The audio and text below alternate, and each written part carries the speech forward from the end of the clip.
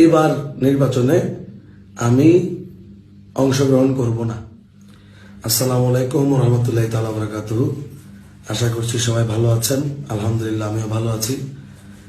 আজকে 18 তারিখ রাত 3টা, মানে 19 তারিখ ঢুকে গেছে রাত 12টার পরে।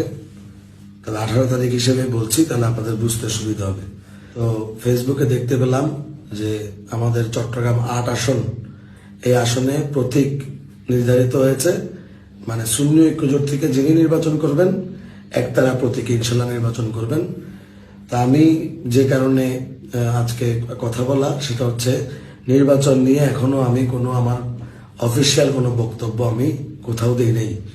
তবে অনেকেই জানে, বা এটা অন্তত মোটামুটি সবাই জানে যে আমি চট্টগ্রাম 8-এ ইনশাল্লাহ একতারা প্রতীকে নির্বাচন করব। এখন আজকে আমার একটা বিবৃতি আমি আপনাদেরকে দিচ্ছি যে আসন্ন ত্রয়োদশ জাতীয় সংসদ নির্বাচনে চট্টগ্রাম 8 আসনে একতারা প্রতীক নির্ধারণ হয়েছে। সেজন্য আমি সুন্নি ঐক্যজোটকে আমার অন্তঃস্থল থেকে মোবারকবাদ জ্ঞাপন করছি। কিন্তু এইবার নির্বাচনে আমি অংশগ্রহণ করব না।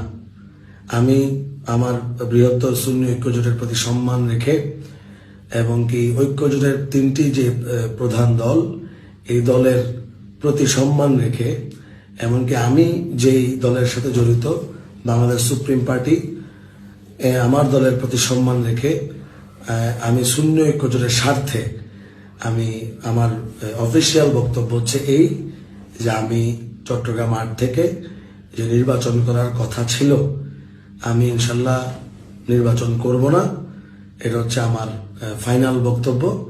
তবে আমি আশা করব একতারা প্রতীকে যিনি নির্বাচন করবেন সুন্নি ঐক্যজোটের হয়ে, ঐক্যজোটের স্বার্থে আমি ব্যক্তিগতভাবে ওনাকে আমার যত সমর্থন আছে সব সমর্থন নিয়ে আমি ইনশাল্লাহ ওনাকেই সাপোর্ট করব।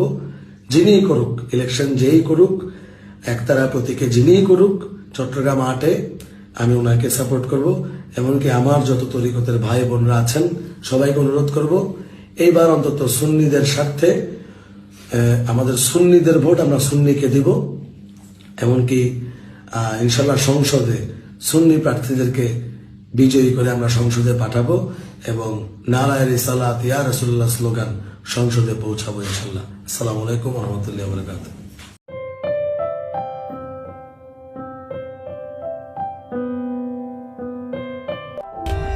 For more updates, subscribe to our channel, click the show links and enjoy watching the video.